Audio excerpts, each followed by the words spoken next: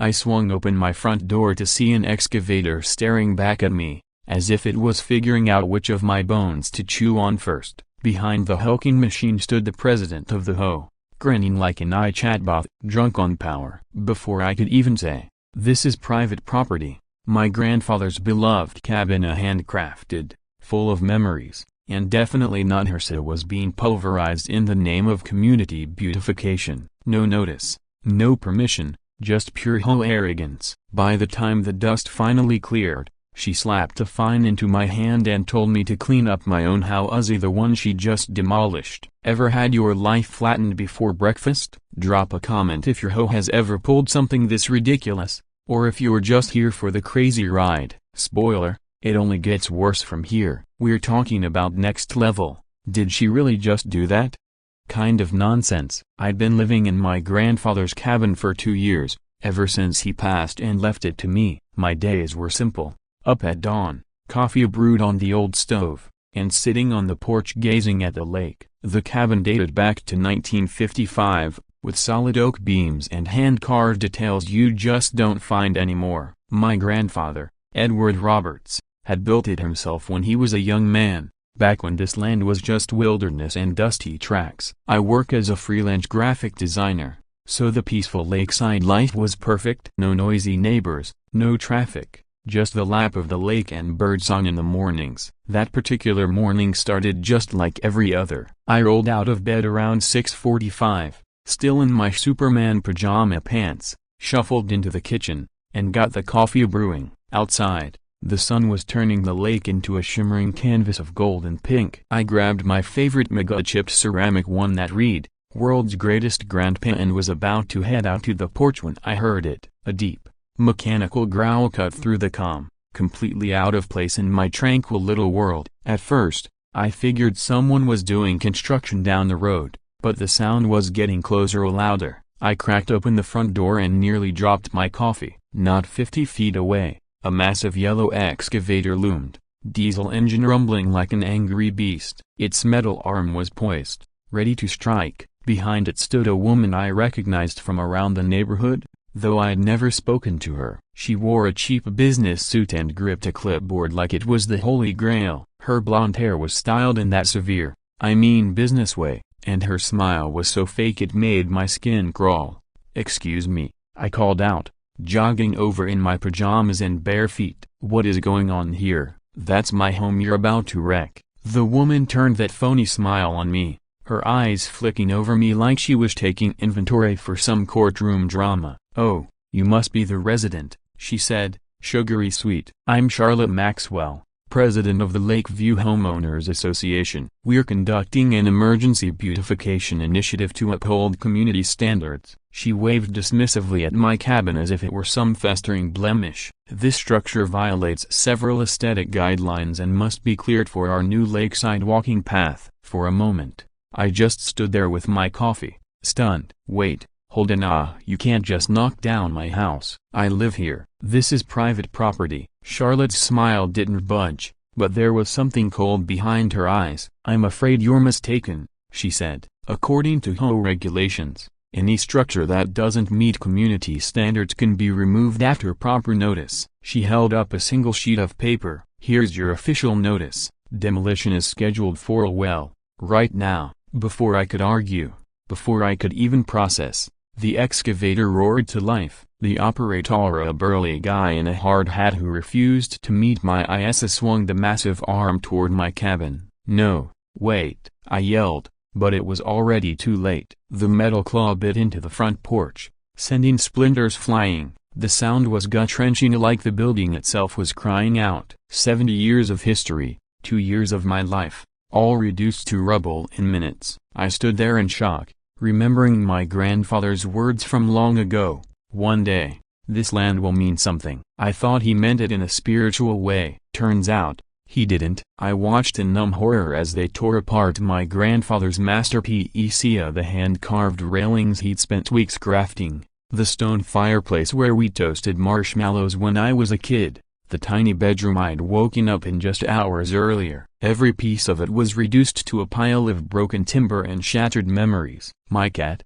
Whiskers, bolted out of the wreckage, probably traumatized for life. Charlotte stayed there the whole time, clipboard in hand, barking out orders like a director on a film set. When it was finally over and my cabin was nothing but a heap of debris, she marched over and shoved a stack of papers at me. "You have 24 hours to clean up this mess," she said, all the syrupy sweetness gone from her voice. "Plus, there's a $3,000 fine for violating community standards and cleanup fees. Welcome to organized community living, sweetie." She turned on her heel and walked away, leaving me there in my Superman pajamas, clutching a broken mug and trying to figure out how my life had just been obliterated in under an hour. I spent the rest of the day sitting in my pickup, staring at the ruins of my home. Each broken board felt like a knife in my chest. That cabin wasn't just a place to live, it was my last link to my grandfather, the only real family I'd ever known.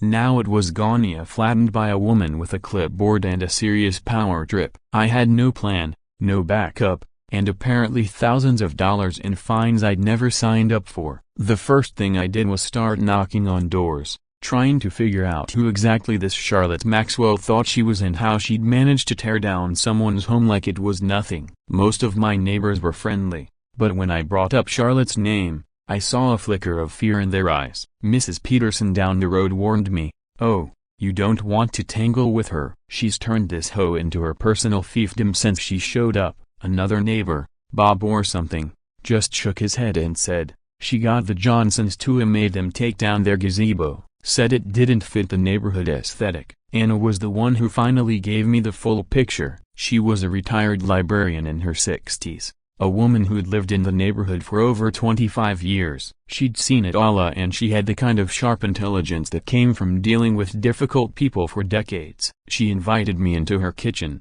poured me a cup of strong coffee, and started talking. "Charlotte moved in and fined someone for having a yellow door in her second week here," Anna said, stirring her coffee with deliberate precision. "By month 2, she'd rewritten the bylaws. Now she acts like the queen of Lakeview." Anna paused, leaning back in her chair, her eyes narrowing. "She's a predator, Mark. She picks out the vulnerable and pounces. That's how she works." The more Anna spoke, the angrier I became. Charlotte wasn't just a petty bureaucrat with too much power, she was systematically erasing the character of the neighborhood to serve her own ego. "She did the same thing to the Hendersons last month," Anna said, shaking her head. "Made them tear down their deck because it was too rustic for her new community standards. They're talking about moving away now." I asked Anna what she knew about Charlotte's past, and her answer made everything click into place. "Word is, she went through a messy divorce about a year back,"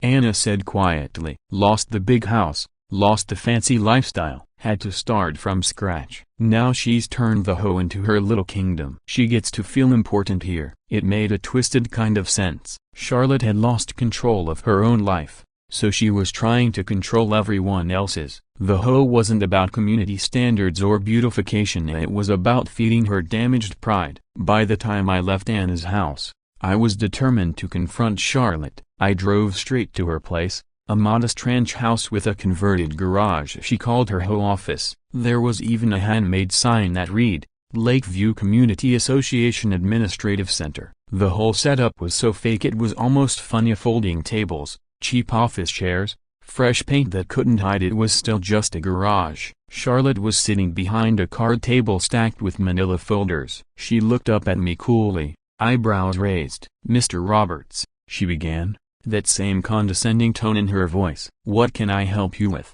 "We need to talk about what you did to my house," I said. Her expression didn't change, but I could see her mentally switching to defense mode. "Mr. Roberts," she said, "your structure violated community standards and had to be removed. It was all perfectly legal." She gestured at a binder of paperwork. "It's all documented, every step followed properly." For the next half hour, we argued. I demanded answers. She parried every question with practiced lines. "The cabin was an aesthetic blight," she said, lowering everyone's property values. "The demolition was an emergency action to protect neighborhood standards. The fines? Necessary for administrative costs." But as I sat there, surrounded by her cheap attempts at authority, I started to see the truth. Charlotte wasn't a powerful leader, she was just another bully, hiding behind official-sounding paperwork. The realization didn't make me less furious, but it gave me a spark of hope. Bullies can be beaten. When our meeting ended, Charlotte handed me yet another stack of papers. $5,000 total, she said in that fake sweet voice. $3,000 for the violation fine, $2,000 for cleanup and disposal costs. You have 48 hours to pay, or we'll pursue legal action. She stood up, smoothing her suit jacket. I do hope you'll be cooperative, Mr. Roberts. It would be such a shame if this got complicated. As I walked back to my truck, I spotted Anna watching from her fence. How'd it go? She asked. About as well as you'd expect, I said. She wants $5,000 and acts like she's doing me a favor. Anna's expression darkened. She glanced around to make sure no one was listening. Mark, she said softly, there's something I need to show you, something your grandfather left behind. He told me if anyone ever messed with the cabin, I should give it to you. She led me down into her basement, past shelves stacked with decades of old books and forgotten household stuff. In a corner, behind an ancient washer and dryer, she pulled out a wooden box. It looked like it could have come from the same era as my grandfather's cabin, a dark, worn wood with brass hinges that had turned green with age. Your grandfather gave me this about 5 years ago, Anna said, setting it down on the workbench. He said, if anyone ever tries to take the cabin or mess with the property, give this to Mark. He was very clear. I'd never seen the box before, but that didn't surprise me. My grandfather had always been a private man. He'd raised me after my parents died in a car crash, and he never talked much about what he kept tucked away. My grandfather had raised me after my parents died in a car accident when I was 12, but even after all those years, parts of his life had always been a mystery. He was a carpenter by trade, but he'd been remarkably organized and meticulous about documentation. Every receipt, every warranty, every single scrap of paperwork related to the cabin had been carefully filed away in his study. Anna opened the lid of the wooden box, revealing a stack of documents that looked official and important.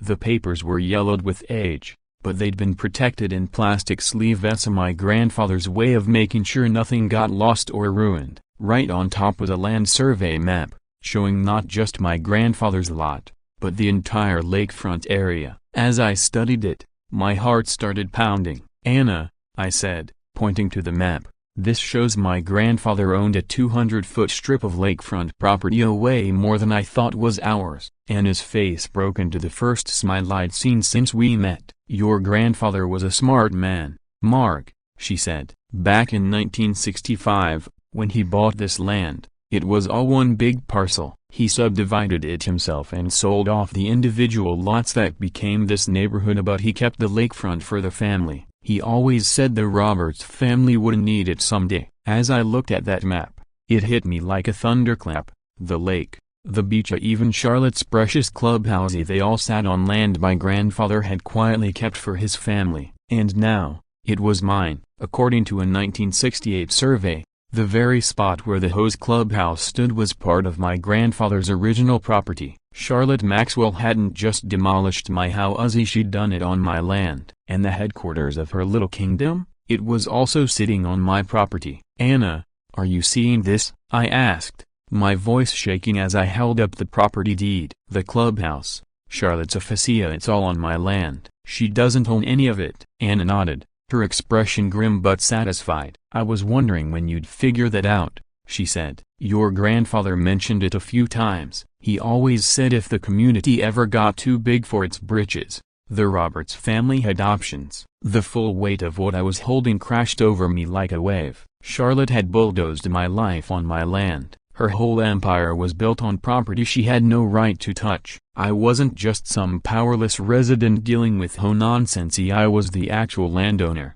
and she'd been trespassing all along. For the next hour, I pored over every document in that box, cross-referencing property lines and ownership records. Anna shared stories about my grandfather, about how he'd been a strategic thinker who planned for situations like this. He used to say people would try to take advantage of the family someday. Anna said quietly, he wanted to make sure you'd have the tools to fight back when that day came. By the time I was done, I had a clear picture of my real property holdings, not just the cabin site, but the entire Shoreline where people launched boats, where kids played on the beach, and yes, the land under the clubhouse itself. According to the easement agreements, the community had been granted access to these areas for recreation, but only with the property owner's approval. Charlotte had been acting like they were common HOA property. She was wrong, dead wrong. I thanked Anna, my mind buzzing with possibility. For the first time that day,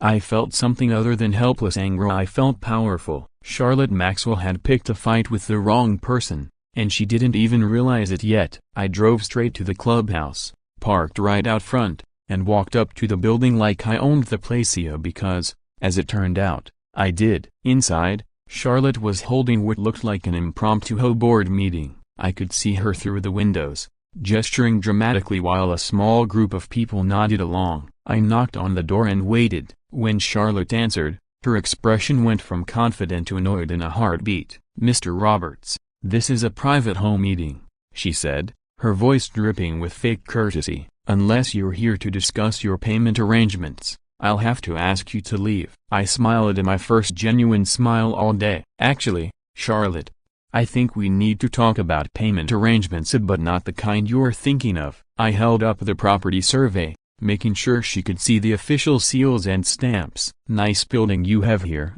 I said. "Shame it's sitting on my land without my permission. I think it's time we discussed rent." The look on Charlotte's face was worth every miserable moment I'd endured that day. Her mask of confidence cracked like thin ice, and for just a moment, I saw the insecure, desperate woman behind it all. She snatched the papers from my hand, scanning them with a frantic intensity. "These could be forgeries," she said finally, but her voice had lost its usual bite. "Anyone can create fake documents these days." 3 other board members, middle-aged residents I'd seen around but never really talked to, crowded around to see. One of them, a thin, anxious man named Adam Bradley, kept glancing between the documents and Charlotte like he was watching a tennis match. "Are these real?" he asked, directing the question to me, but clearly hoping Charlotte would have an answer. "They're official," I said, relishing the way Charlotte's jaw tightened. "Signed, sealed, and filed with the county clerk's office back in 1965. Charlotte tried to regain control by calling for an emergency community meeting that evening. I could see her calculating, if she could frame me as a troublemaker making frivolous claims, she might still hold on to her authority. It was actually a smart move, and I had to respect her cunning, even though I despised everything else about her. The meeting was set to be held in the clubhouse, a delicious irony, considering who actually owned it now. Charlotte had arranged folding chairs in tidy rows, draped an American flag behind her podium, and even rigged up a borrowed projector for a PowerPoint presentation. Clearly, she'd spent the afternoon digging into property law and community guidelines, determined to find some way to discredit my claim. When I entered, she greeted me with that fake smile again. "So glad you could join us, Mr. Roberts. I think it's important for the community to hear both sides of this situation." About 30 residents had gathered, apparently a decent turnout for a neighborhood meeting. Charlotte kicked things off with a presentation on community values and the importance of preserving standards. She painted a picture of an idyllic lakeside haven under siege by someone who didn't respect their way of life. Then she introduced me, calling me someone who was using questionable legal documents to disrupt everything they'd built and threatening to deny them access to amenities they'd enjoyed for decades. When it was my turn to speak, I kept it simple. I stood, held up the survey, and said, "My grandfather owned this land. I inherited it from him. According to these documents filed with the county, I own the shoreline and the land this building stands on. Miss Maxwell demolished my house this morning without permission, on land that belongs to me. I'm not here to hurt anyone. I just want what's rightfully mine." Some people backed me, others were wary or outright hostile, but they were listening. Charlotte let the uproar continue for a bit, then called for order and launched her counterattack. "What Mr. Roberts is proposing," she said, her tone dripping authority, "would be devastating to our community. If he's allowed to make these claims, he could block access to the lake, shut down community events, so he could even demand that we tear down the clubhouse. Is that really the kind of neighbor we want?" She scanned the room, making deliberate eye contact. I've spent months working to improve property values and community standards. Are we going to let one person's greed undo everything we've built together? But in her eagerness to destroy my credibility, she made a crucial mistake. Mr. Roberts claims to own property that has been part of this community for decades, she declared, sweeping her arm dramatically toward the window overlooking the lake. But ownership means responsibility. If he truly owned this land, why has he let the home maintain it, improve it, and pay for its upkeep? Where has he been while we've worked to make this neighborhood better for everyone? It was a sharp rhetorical point, but it was also the opening I needed. I rose slowly, letting the room fall silent. You want to know where I've been, Charlotte? I've been living quietly in my grandfather's cabin, respecting my neighbors, and not bothering anyone. I didn't know I owned all this land, and my grandfather never told me. He left me the cabin and trusted that I'd figure out the rest when I was ready. I paused. Well, now I'm ready. I walked to the front of the room, looking everyone in the eye. I don't want to cut off lake access or tear down the clubhouse, but I also don't want to be steamrolled by someone who thinks a clipboard and a bad attitude give her the right to bulldoze other people's property. Then I turned to Charlotte. I don't need my cabin back, Charlotte. I just need you to start paying rent for the clubhouse you built on my land. The room erupted in heated arguments and side conversations that went on long past the meeting's scheduled end time. People took sides, formed alliances as Charlotte's carefully curated community was suddenly acting like the democracy she'd always claimed it to be. It was messy,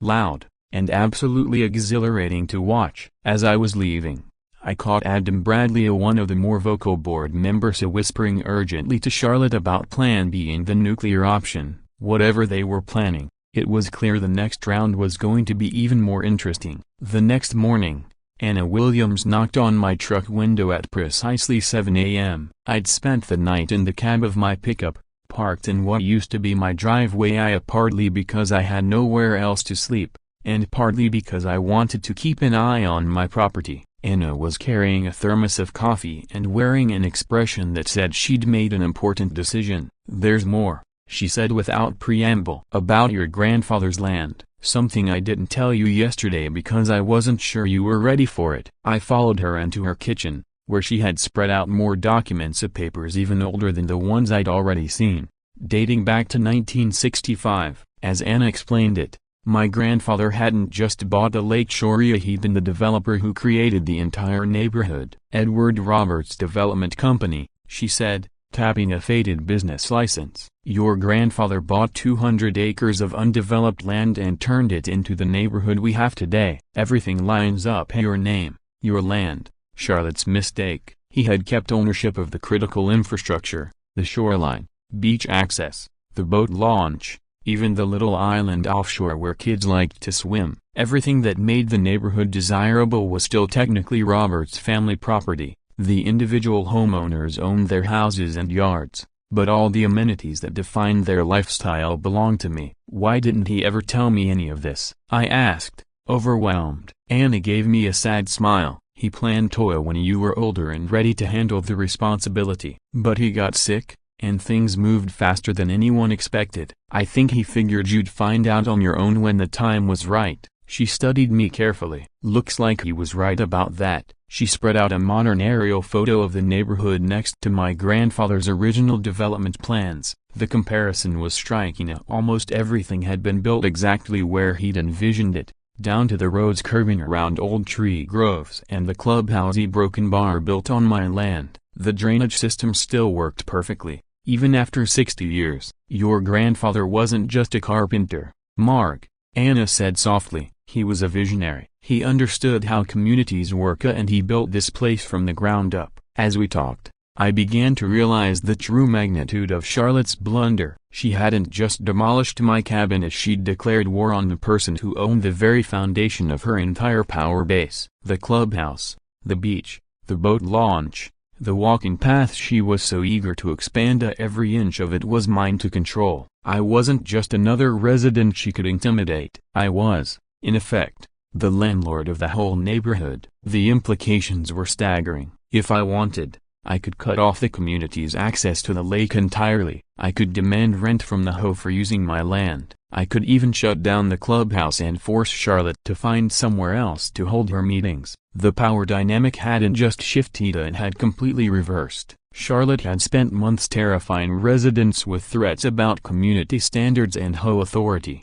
never realizing she'd been operating at the whim of the person she'd just made her enemy. I spent the rest of the morning wandering around the neighborhood, seeing it through new eyes. Every dock, every walking path, every so-called community improvement that Charlotte had spearheaded, it was all built on land that belonged to me. The irony was almost too perfect. The woman who destroyed my cabin to build a scenic walking path had been working on my property the whole time. She'd been so focused on crafting her upscale lakefront utopia, she'd never thought to check who actually owned the lakefront itself. By the afternoon, word had spread throughout the neighborhood about my property claims. Supporters, skeptics, and outright haters, they all wanted to see me, but no one could ignore me anymore. Charlotte's response was as aggressive as I'd expected.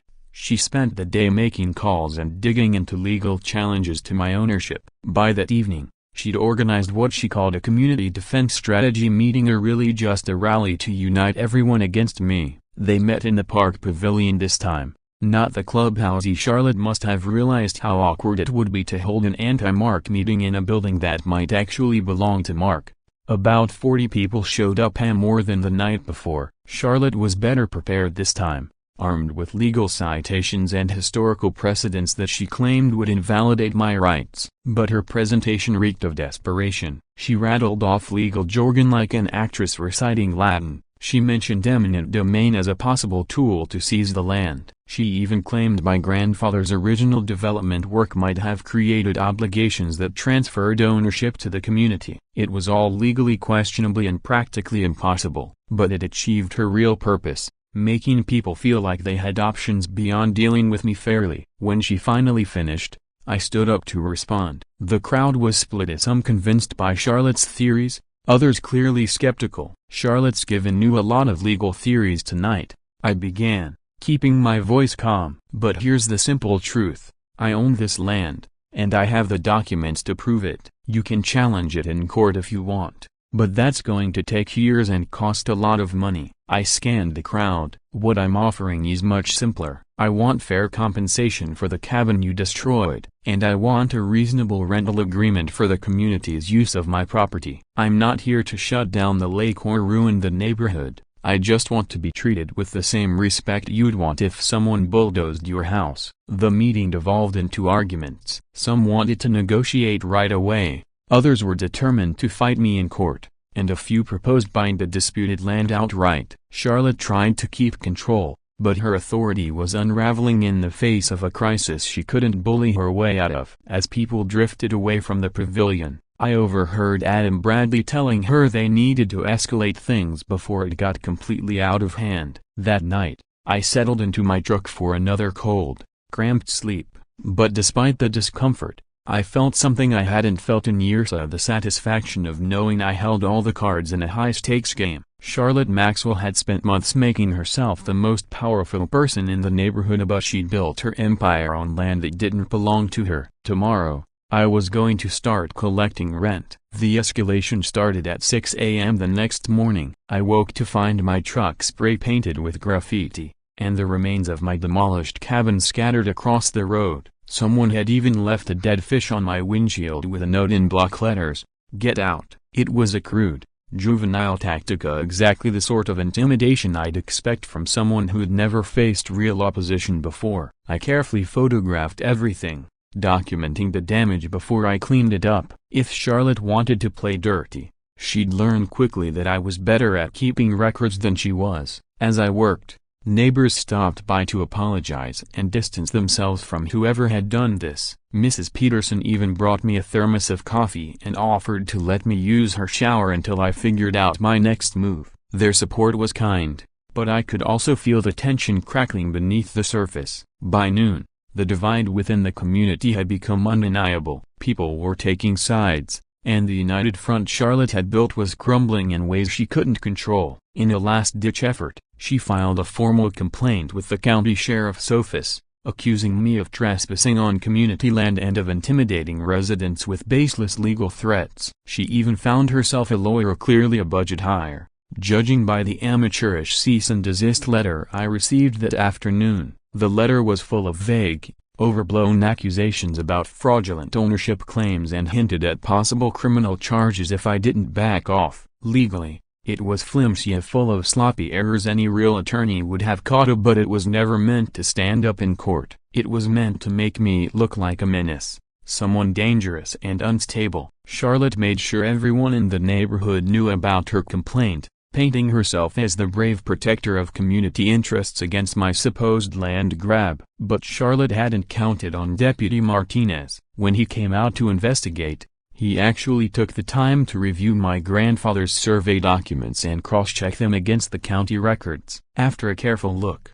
he told Charlotte flatly, "Ma'am, this gentleman owns this land. He has for decades. You can't claim he's trespassing on his own property." Charlotte's response was to double down. She hired a second lawyer this time, someone she was apparently willing to spend real money on, and filed a lawsuit contesting the legitimacy of my grandfather's deeds. Her suit accused me of forging documents, claimed that the original land sales were improper, and argued that decades of community use had somehow created permanent rights that overrode my family's ownership. It was a desperate tactic. The lawsuit wouldn't hold up in court, but it could stall everything for months, draining my resources and giving Charlotte time to keep her hold on the hoe. She was a tougher opponent than I'd first thought, ruthless enough to play dirty and smart enough to use delay tactics to wear me down. But in her rush to tear me down legally, Charlotte made a critical error. Her lawsuit claimed I'd never had proper standing to restrict community access because I hadn't given formal notice of my ownership. She even submitted an affidavit swearing that she'd done her due diligence before ordering the cabin's demolition and had found no conflicting claims.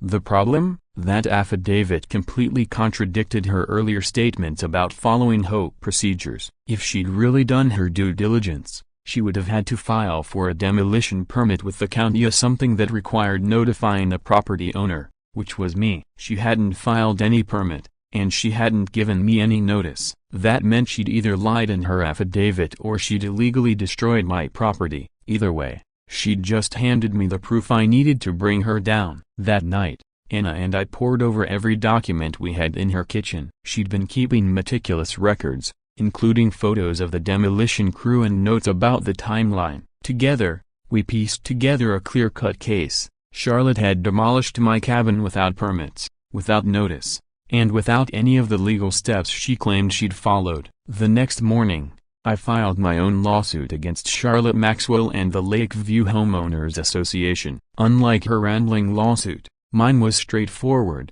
illegal destruction of property, violation of my due process rights, and abuse of HOA authority. I also filed a formal complaint with the state attorney general, accusing Charlotte of misusing HOA funds to pay for the demolition and legal fees. The news spread fast. The same neighbors who'd listened to Charlotte's warnings about me were now hearing that she might face real criminal charges. Her once solid coalition started to crack. Supporters were suddenly wary, not wanting to be linked to what could turn into a criminal conspiracy. That evening, as I was sitting in my truck, Adam Bradley knocked on my window. He looked jumpy, like he was checking to make sure no one saw him talking to me. "Look, Mark," he said, voice low, "maybe there's a way to settle this quietly. Charlotte doesn't need to know. How much would it take for you to just a broken bar go away?" I could practically smell the fear in his offer. Adam was clearly the go-between, sent to test whether money could make me disappear and save Charlotte's skin. The fact that he was talking to me in secret told me just how rattled they were. I smiled at him, feeling a surge of satisfaction. "That's an interesting offer, Adam, but I think I'll stick around and see how this plays out. Your boss picked this fight. Now she gets to finish it." The court hearing was set for a Thursday morning in October, 3 months after Charlotte had bulldozed my cabin. The county courthouse was an imposing brick building that had seen more than a century of disputes, and stepping into it felt like entering the final act of a long battle. Charlotte showed up with her lawyer, a twitchy-looking man in an ill-fitting suit who looked like he'd never seen a real courtroom before. She wore her most professional outfit, a navy blue dress that was probably the nicest thing she owned. but the forced confidence in her posture told the real story. She was in deep trouble. I decided to represent myself not just to save money, but because my case was so clear-cut that I didn't need an attorney to explain it. The facts were simple. She destroyed my cabin without the proper authority, on land that belonged to me. And ironically, her own affidavit in her countersuit was my best evidence. Judge Henderson was a no-nonsense type, focused on facts. Charlotte's lawyer floundered through the case, while I let the truth speak for itself. When it was my turn to present, I kept it short and to the point. I showed the judge the original property deeds my grandfather had filed decades ago, and the county records that matched them exactly. I presented the county survey maps, along with tax records showing unbroken ownership for 60 years. Then, I showed the judge photos of my demolished cabin and the glaring absence of any permits or notices of things Charlotte should have secured before she decided to destroy someone's home. Your Honor, I said, the defendant demolished my home without permission, without permits, and without any legal authority. She did it on my land to build amenities for a community that had no right to use my property. The pivotal moment arrived when Judge Henderson addressed Charlotte directly. Ms. Maxwell, can you show the court the demolition permit you obtained before tearing down Mr. Roberts' cabin? Charlotte's lawyer instantly objected, insisting the question wasn't relevant to the property dispute. But the judge overruled him. I'd like to see the permit, Ms. Maxwell, Judge Henderson said. Charlotte sat there for a painfully long time, her face growing redder. Finally, in a voice barely audible, she admitted, there was no permit, Your Honor. It was an emergency action to uphold community standards. Judge Henderson raised an eyebrow. An emergency that required you to demolish a home without notice? Please explain what kind of emergency would justify that. That's when Charlotte made her final, fatal mistake. Instead of backing down or admitting she might have overstepped, she doubled down on her supposed authority. That cabin was an eyesore, she declared, her voice rising with emotion. It was pulling down property values for everyone. As the HOA president, I had the authority to act in the community's best interest. The judge leaned forward, studying Charlotte with steely intensity. Ms. Maxwell, are you saying you believe HOA authority outranks county codes, state property laws, and constitutional due process rights? Charlotte's lawyer tried to intervene, but she ignored him. I was protecting the community, she said. Someone had to do something. Judge Henderson's ruling was immediate and unequivocal. Charlotte Maxwell, you're liable for the illegal destruction of property. You will pay $95,000 in damages to replace Mr. Roberts' cabin, plus interest and legal costs. The Lakeview Homeowners Association is dissolved effective immediately for irregular practices and misuse of member funds. Additionally, you will issue a public apology to Mr. Roberts and to every resident harmed by your actions. Then she looked straight at Charlotte. Ms. Maxwell, your behavior here represents a serious abuse of power that harmed Mr. Roberts and potentially others in the community. I'm referring this case to the district attorney for possible criminal prosecution relating to destruction of property and misuse of your position. The courtroom fell silent as the gravity of the judge's decision sank in. Charlotte's face drained of color, and she seemed to shrink into her chair. She wasn't just losing a lawsuit, she was facing criminal charges that could lead to prison and the permanent destruction of her reputation. Outside the courthouse, Charlotte made one last bid to save face. She approached me in the parking lot, her lawyer following behind, trying to stop her from saying anything incriminating. This isn't over, she hissed, though she didn't sound convinced. I'll appeal. I'll prove those documents of yours are fake. I looked at her for a long moment. Here was the woman who had destroyed my home just to feel powerful. Charlotte,